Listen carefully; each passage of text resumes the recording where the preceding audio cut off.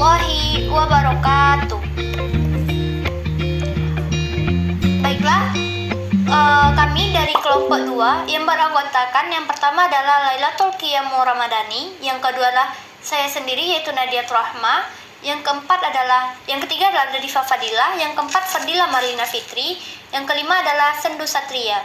Kami akan menampilkan mempresentasikan tentang evaluasi keterampilan.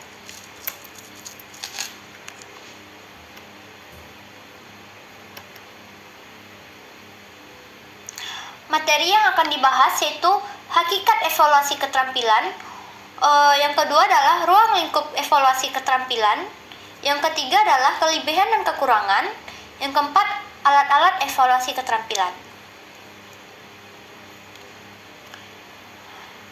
Yang pertama, hakikat evaluasi keterampilan. Pengertian evaluasi keterampilan secara harfiah, Inggris adalah evaluation, yang berarti penilaian atau penaksiran. Menurut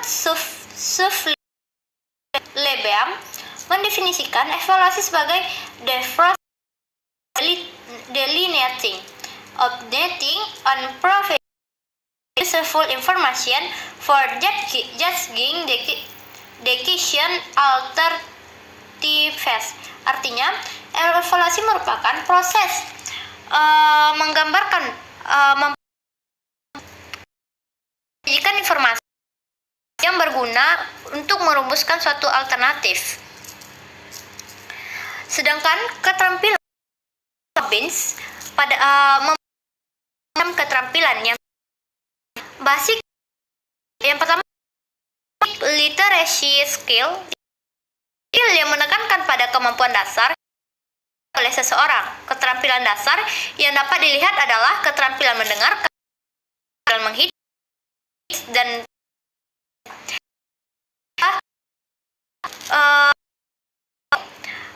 yaitu keterampilan teknikal yang proses pembelajaran yang dilakukan secara khusus sesuai dengan bidangnya. Yang ketiga, interpersonal skill yang menyebutkan macam keterampilan lain. Interpersonal skill yaitu keterampilan yang memfokuskan pada kemampuan dasar yang dimiliki seseorang untuk melakukan komunikasi, baik dalam bentuk komunikasi individu ke individu, individu ke kelompok, dan masih banyak lagi. Yang keempat adalah problem solving, yang mana seseorang memiliki kemampuan secara potensial yang dapat diimplementasikan dalam kehidupan sehari-hari dalam bentuk memecahkan masalah. Umumnya, orang yang memiliki keterampilan ini memiliki dan kemampuan dari pengertian yang penilaian keterampilan adalah penilaian yang dilakukan untuk mengukur kemampuan siswa dalam menerapkan pengetahuan untuk melakukan tugas tertentu di berbagai macam konteks keterampilan. Penilaian kompetensi, penilaian yang dilakukan guru untuk menilai kompetensi dari meliputi aspek imitasi, manipulasi, presisi, artikulasi, dan naturalisasi. Yang kedua adalah ruang lingkup evaluasi keterampilan. Pertama, melakukan kegiatan-kegiatan sederhana dan sama persis dengan yang dilihat atau diperlihatkan sebelumnya. Yang kedua adalah manipulasi, yaitu kemampuan melakukan kegiatan sederhana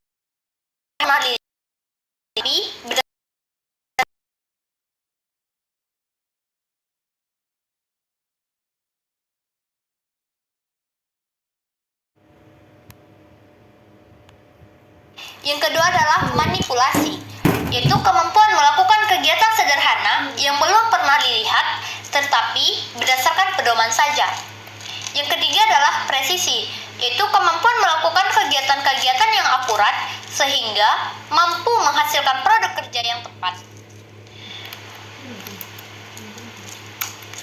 Yang keempat adalah artikulasi, itu kemampuan melakukan kegiatan yang kompleks dan tepat sehingga hasil kerjanya merupakan sesuatu yang utuh.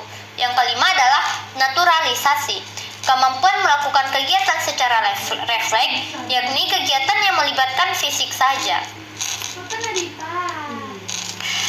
Dalam kurikulum K13, tugas yang keempat adalah kelebihan evaluasi keterampilan. Dapat memberikan, yang pertama adalah kelebihannya itu dapat memberikan informasi tentang keterampilan siswa. Yang kedua adalah sebagai pembuktian secara aplikatif terhadap apa yang dipelajari. Yang ketiga adalah memotivasi siswa untuk menunjukkan kompetensinya. Kita masuk kepada kekurangannya. Kekurangan evaluasi keterampilan itu ada 3. Yang pertama, sulit dilakukan pada jumlah peserta didik yang banyak. Yang kedua adalah membutuhkan kecermatan. Yang ketiga, menuntut profesionalisme guru.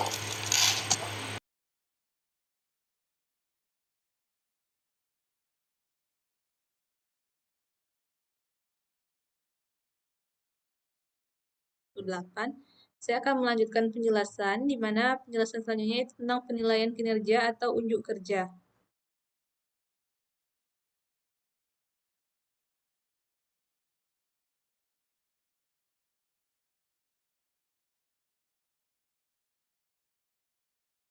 Nah, kita mengetahui bahwasanya penilaian kinerja atau unjuk kerja itu adalah sebuah penilaian tindakan yang secara efektif dapat digunakan untuk kepentingan pengumpulan berbagai informasi tentang bentuk-bentuk keterampilan yang diharapkan muncul dalam diri peserta didik. Nah, di mana dalam menentukan pengertian ini, kita juga harus menentukan kelebihan dan kekurangannya agar kita dapat menentukan penilaian mana yang akan kita lakukan. Di mana untuk kelebihannya yaitu dapat menilai kompetensi yang berupa keterampilan. Yang kedua, dapat digunakan untuk mencocokkan kesesuaian antara pengetahuan mengenai teori dan keterampilan di dalam praktik. Yang ketiga, dalam melaksanakan tidak ada peluang peserta didik untuk mencontek. Yang keempat, guru dapat mengenal lebih dalam lagi tentang karakteristik masing-masing peserta didik. Yang kelima, memotivasi peserta didik untuk aktif. Kemudian yang keenam, mempermudah peserta didik untuk memahami sebuah konsep dari yang abstrak ke konkret. Yang ketujuh, kemampuan peserta didik dapat dioptimalkan. Yang kedelapan, melatih keberanian peserta didik dalam mempermudah penggalian ide-ide. Yang kesembilan, mampu menilai kemampuan dan keterampilan kinerja siswa dalam menggunakan alat, dan sebagainya. Yang ke-10, hasil penilaian langsung dapat diketahui oleh peserta didik. Nah, sebelumnya, jika kita mengetahui kelebihan, pasti juga memiliki kekurangan. Di mana untuk kekurangannya yang pertama, tidak semua materi pelajaran dapat dilakukan dengan penilaian ini. Nah, jadi dengan penilaian ini kita harus memilih beberapa mata pelajaran saja. Yang kedua, dinilai bergantung dengan hasil kerja. Yang ketiga, jika jumlah peserta didik, banyak guru kesulitan untuk melakukan penilaian ini. Yang keempat, waktu terbatas untuk mengadakan penilaian seluruh peserta didik.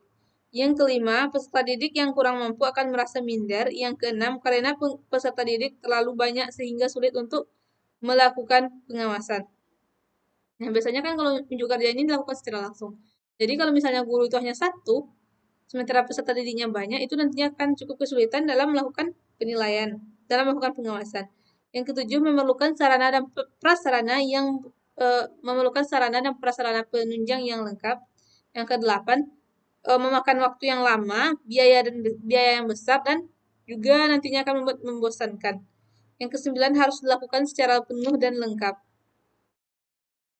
Kemudian untuk langkah-langkah sebelum kita masuk ke langkah-langkah, kita mengetahui biasanya penilaian unjuk kerja ini dapat digunakan dengan checklist atau skala. Nah, adapun langkah-langkahnya, yang pertama, tetapkan KD yang akan dinilai dengan teknik penilaian unjuk kerja beserta indikator-indikatornya. Yang kedua, identifikasi semua langkah-langkah penting yang diperlukan atau yang akan mempengaruhi hasil akhir. Yang ketiga, tulislah perilaku kemampuan spesifik yang penting diperlukan untuk menyelesaikan tugas dan menghasilkan hasil akhir yang terbaik. Yang keempat, rumuskan kriteria kemampuan yang akan diukur. Tidak terlalu banyak, sehingga semua kriteria tersebut dapat diobservasi selama peserta didik melakukan tugas. Yang kelima, definisikan dengan jelas kriteria kemampuan-kemampuan yang akan diukur atau karakteristik. Urutkan kriteria-kriteria kemampuan yang akan diukur dan berdasarkan urutan yang diamati. Yang terakhir, kalau ada, periksa kembali dan bandingkan dengan kriteria-kriteria kemampuan yang sudah dibuat sebelumnya oleh orang lain di lapangan. Nah, selanjutnya kita masuk kepada contoh dari penilaian kinerja unjuk kerja ini.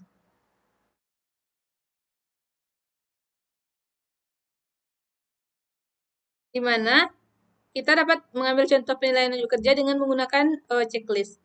Berikut ini penilaian unjuk kerja menggunakan checklist, yaitu dari ada sekolahnya, ada nama siswa, ada tahun pelajaran, ada kelas. Dari tabel ini ada nomor dan aspek yang akan dinilai, kemudian ada ya atau tidak, agar kita dapat menentukan skornya nanti. Misalnya berdiri tegak, ya. Melihat penonton, apakah dia berpidato sambil melihat penonton. Yang ketiga, pronunciation baik, sistematikanya gimana, mimik, intonasi, dan penyampaian gagasannya apakah jelas atau tidak. Untuk menentukan apakah peserta didik ini kompeten atau tidak, kita dapat menggunakan sebuah rumus di mana untuk mencari nilai skor perolehan per skor maksimal dikali 100. Kita tadi menemukan bahwasanya skor perolehannya ada 5, sementara skor maksimalnya semuanya ada 7. Jadi 5 per 7 dikali 100 sama dengan 71,42. Nah, kita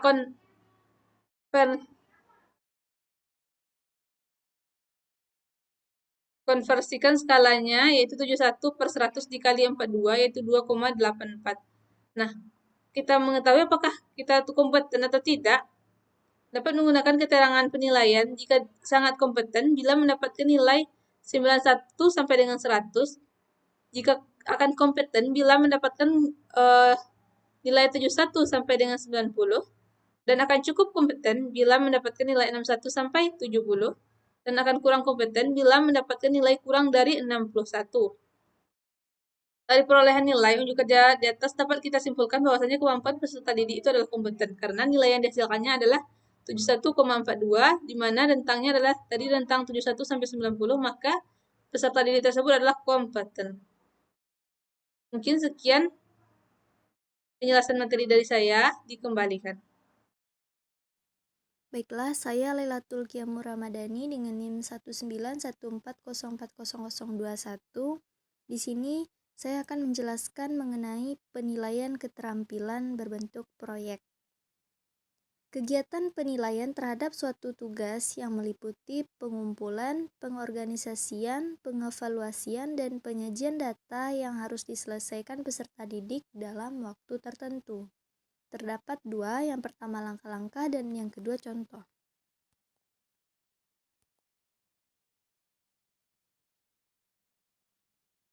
Dalam penilaian proyek, setidaknya ada 3 hal yang perlu dipertimbangkan. Yang pertama, kemampuan pengelolaan, yaitu kemampuan peserta didik dalam memilih topik, mencari informasi, mengelola waktu pengumpulan data, dan penulisan laporan. Yang kedua, relevansi, yaitu tugas atau proyek yang diberikan pada peserta didik harus sesuai dengan karakteristik materi, lingkungan sekolah, dan karakteristik peserta didik. Yang ketiga, keaslian, yaitu tugas atau proyek yang dikerjakan peserta didik benar-benar hasil pekerjaan peserta didik dengan bimbingan guru. Adapun langkah-langkah yang harus dipenuhi dalam merencanakan penilaian proyek, yang pertama, menentukan kompetensi yang sesuai untuk dinilai melalui proyek.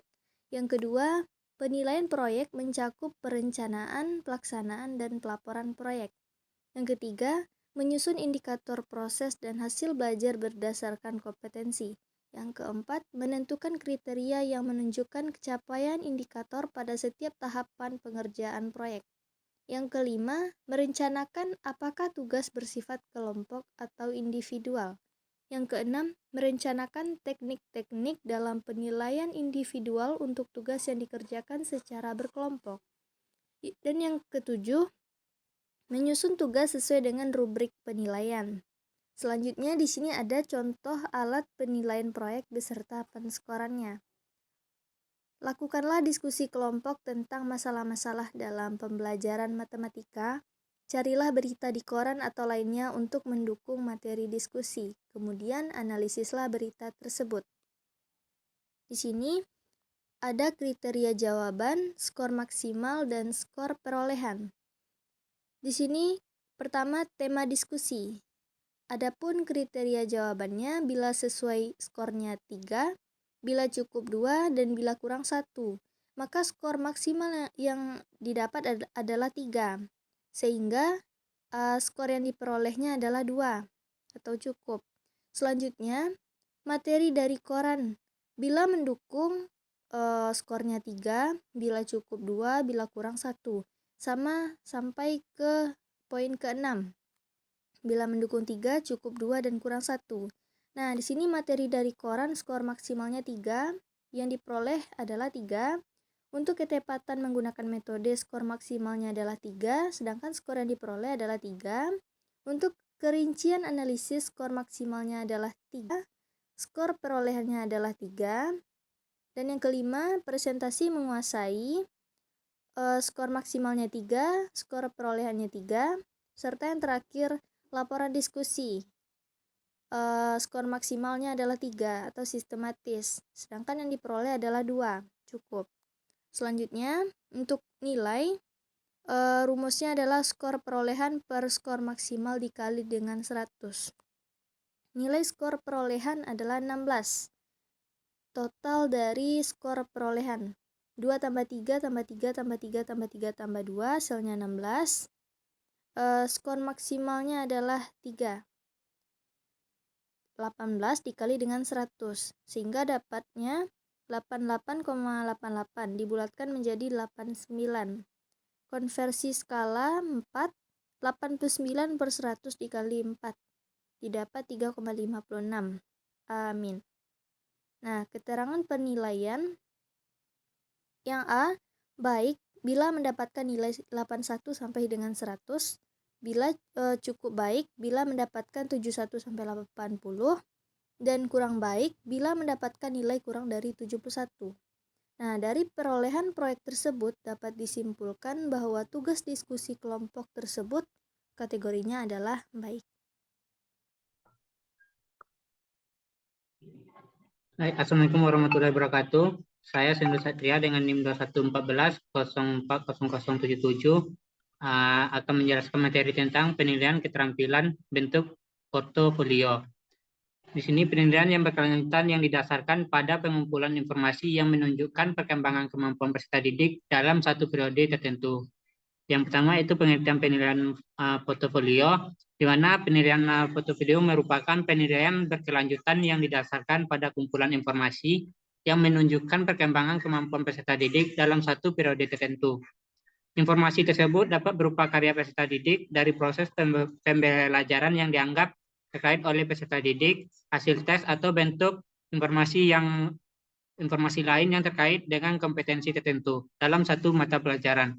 Menurut Popham, portofolio adalah sekumpulan sistematika tentang pekerjaan seseorang dalam hal ini peserta didik. Sedangkan menurut Genese dan Upsur, portofolio adalah sekumpulan pekerjaan peserta didik yang dapat menunjukkan kepada mereka atas usaha kemajuan dan pencapaian mereka dalam mata pelajaran tertentu.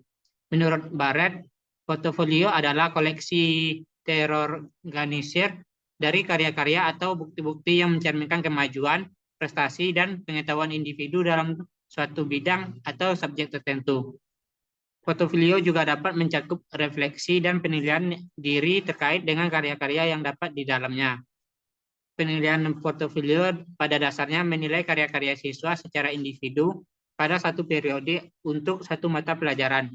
Akhir satu produk hasil karya tersebut dikumpulkan dan dinilai oleh guru dan peserta didik berdasarkan informasi perkembangan. Guru dan peserta didik sendiri dapat menilai perkembangan kemampuan peserta didik dan terus melakukan perbaikan. Dengan demikian, penilaian portofolio adalah proses evaluasi dan penilaian kualitas, kelayakan, dan kemampuan portofolio seseorang. Portofolio biasanya berisi karya-karya atau proyek-proyek yang telah diselesaikan oleh individu, seperti contoh-contoh karya dalam bidang seni, desain, penulisan, atau proyek-proyek sejenis. Yang selanjutnya yaitu langkah-langkah. Adapun langkah-langkah di penilaian portofolio, Yang pertama itu jelaskan kepada peserta didik bahwa penggunaan portofolio tidak hanya merupakan kumpulan hasil kerja peserta didik yang digunakan oleh guru untuk penulian, tetapi digunakan juga oleh peserta didik. Yang kedua yaitu tentukan persamaan peserta didik, sampel-sampel portofolio apa saja yang akan dibuat. Portofolio antara peserta didik yang satu dan yang lain bisa sama, bisa berbeda. Yang ketiga yaitu kumpulkan dan simpanlah karya-karya tiap peserta didik dalam satu map atau folder di rumah masing-masing atau loker masing-masing di sekolah. Yang keempat yaitu berilah tanggal pembuatan pada setiap bahan informasi perkembangan peserta didik sehingga dapat terlihat perbedaan kualitas dari waktu ke waktu.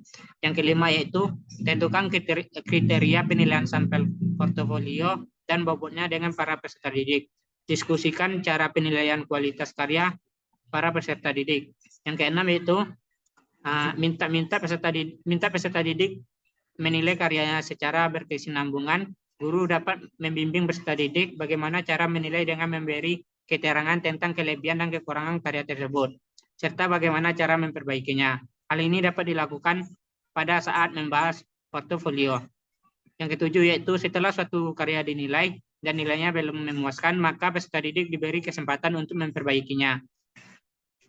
Namun, antara peserta didik dan guru perlu dibuat kontrak atau perjanjian mengenai jangka waktu perbaikan, misalnya 2 minggu karya yang telah diperbaiki harus diserahkan kepada guru. Yang terakhir yaitu, bila perlu, jadwalkan pertemuan untuk membahas portofolio. Jika perlu, undang orang tua peserta didik dan diberi penjelasan tentang maksud serta tujuan portofolio sehingga orang tua dapat membantu dan memotivasi anaknya. Selanjutnya yaitu contoh penilaian keterampilan bentuk portofolio. Nah, di sini contohnya nama siswanya Wanudi kelas 7. Portofolio yaitu kemampuan peserta didik dalam mengarang. Mata pelajarannya itu bahasa Indonesia. Nah, di sini bisa kita lihat contohnya.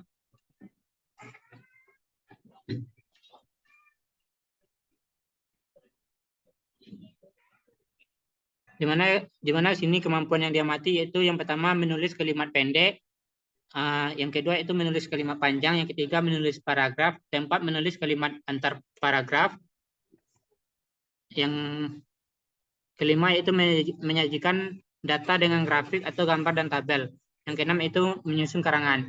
Nah, di sini tanggal tugas dibuat yaitu tanggal 5 bulan 8 2013. Hasil penilaian tugasnya yang pertama itu yaitu 72. Lanjut yang menulis kalimat panjangnya, tanggal tugas yang dibuat tanggal 12 bulan 8 2013, dan yang terakhir itu menyusun karangan sampai tanggal 12 bulan 9 2013 dengan hasil penilaian tugas itu 82. Sekian penjelasan dari saya. Assalamualaikum warahmatullahi wabarakatuh. Kejeda kan? Kelas mah. Woi. Bib.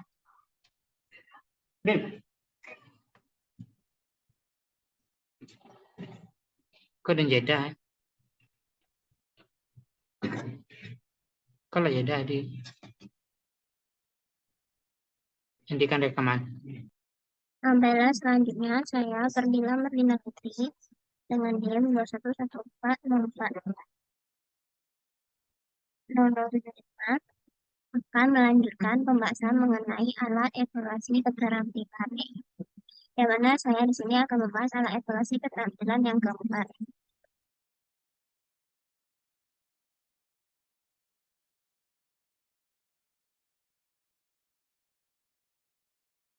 Alat evaluasi keterampilan keempat yaitu penilaian keterampilan bentuk, penilaian produk atau hasil karya.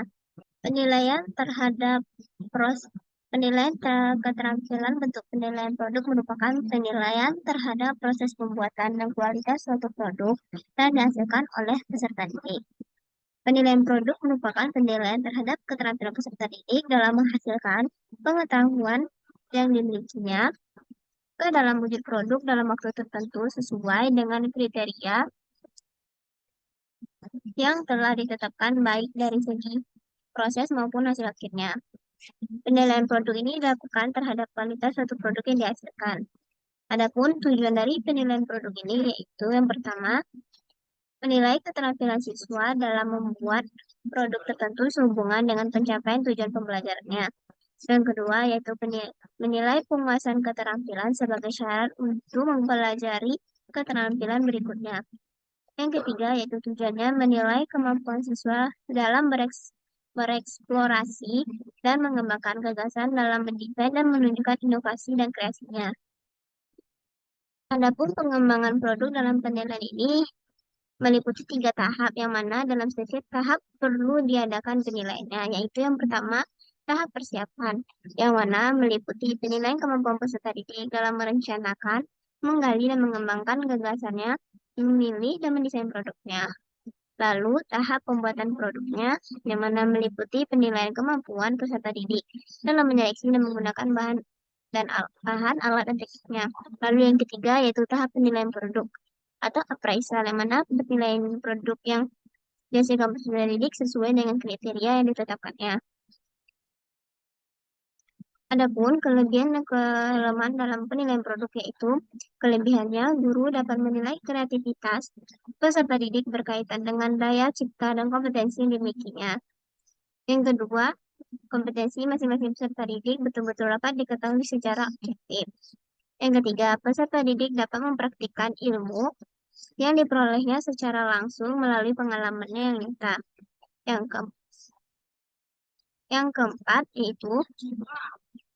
keempat yaitu peserta didik dapat menelaah kembali kebenaran materi yang telah diperoleh dalam pembelajaran. Adapun kelemahan dari penilaian produk ini yaitu memerlukan waktu yang cukup banyak. Yang kedua, itu tidak semua kompetensi dasar dapat dibuat dalam karya nyata, terutama yang abstrak. Lalu juga memerlukan biaya untuk membuat karya nyatanya yang kadang-kadang juga mahal. Yang keempat, proses pembuatan perlu waktu yang lama. Yang kelima, itu kemampuan fisik peserta didik sebagai penunjang tidak sama. Adapun langkah-langkah dalam penilaian kompetensi keterampilan dengan menggunakan produk yaitu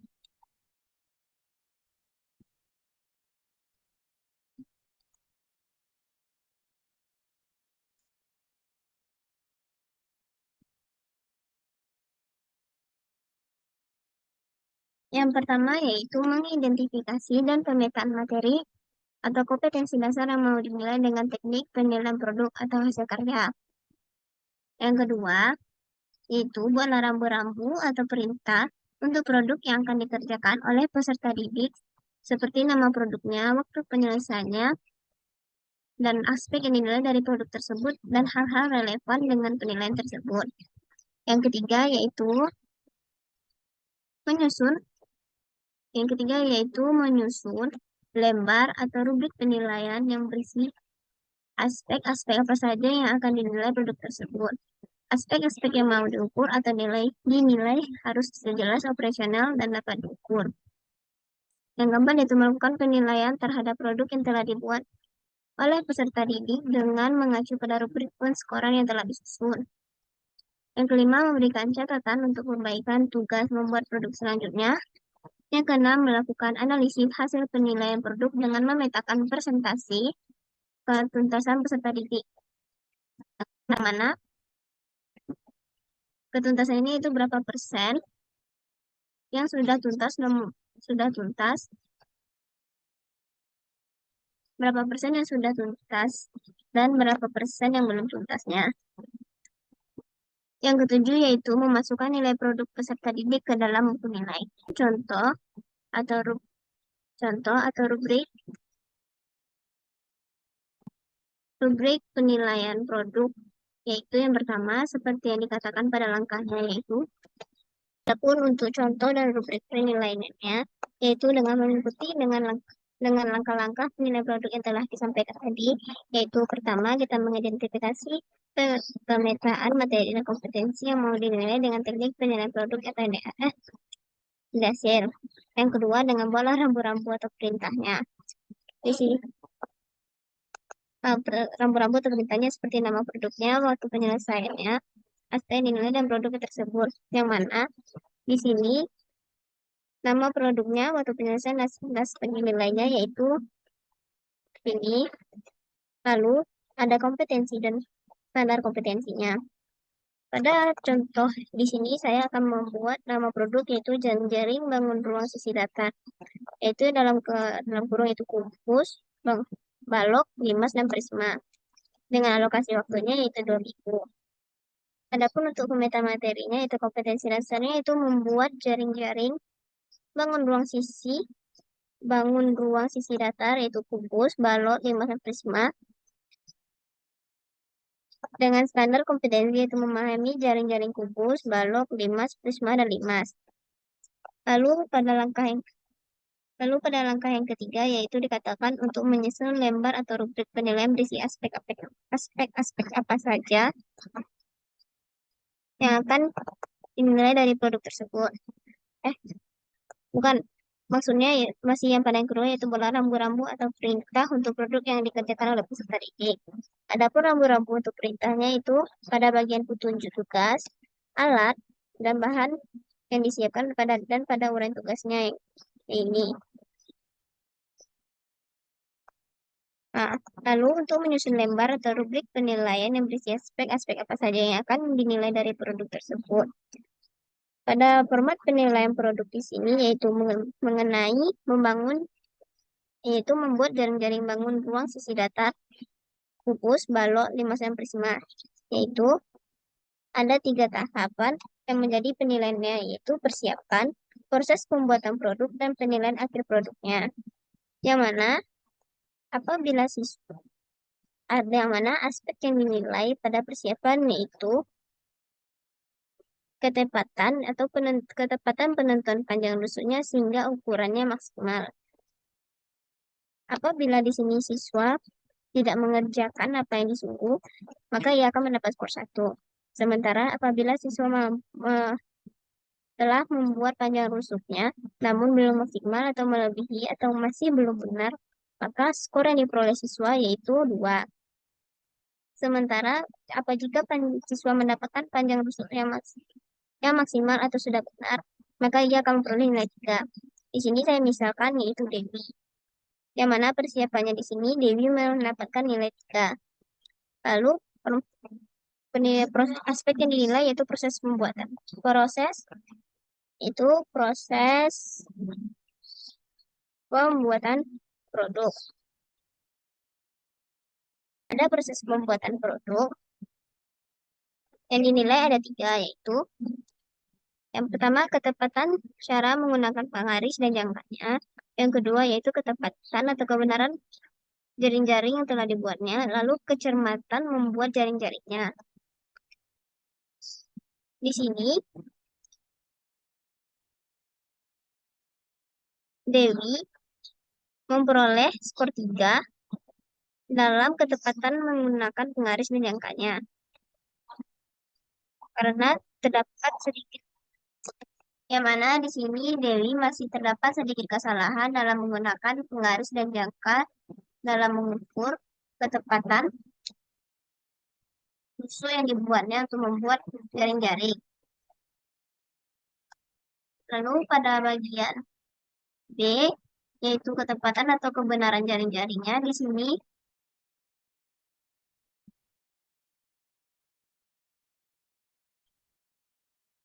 Dewi sudah tidak terdapat kesalahan. Lalu yang ketiga yaitu kecermatan membuat jaring-jaringnya, yang mana Dewi di sini juga mendapatkan skor 4.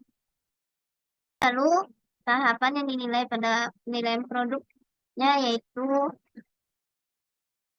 penilaian akhir produk, yang mana yang dinilai pada penilaian akhir produk ini yaitu kerapian penyambungan antar sisi melalui lekukan yang dibuat. Lalu yang ketiga yaitu ketepatan atau kebenaran bentuk bangun sisi ruang sebagai produk akhir. Lalu kerapian bentuk bangun ruang sisi datarnya. Di sini Dewi memperoleh aspek A-nya yaitu 3, dan aspek B-nya 4, dan aspek C-nya yaitu 3. Sehingga skor yang dicapai oleh Dewi yaitu berjumlah 24.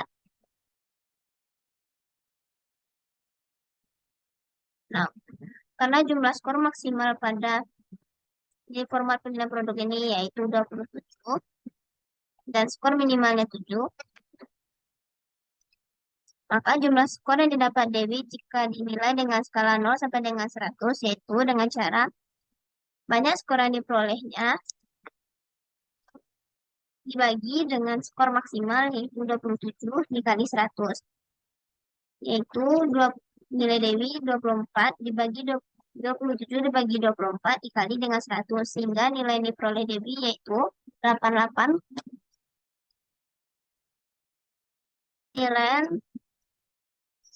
Penilaian produk yang dibuat oleh Dewi yaitu 88,8. Sekian penjelasan saya mengenai penilaian keterampilan produk atau hasil. Assalamualaikum warahmatullahi wabarakatuh.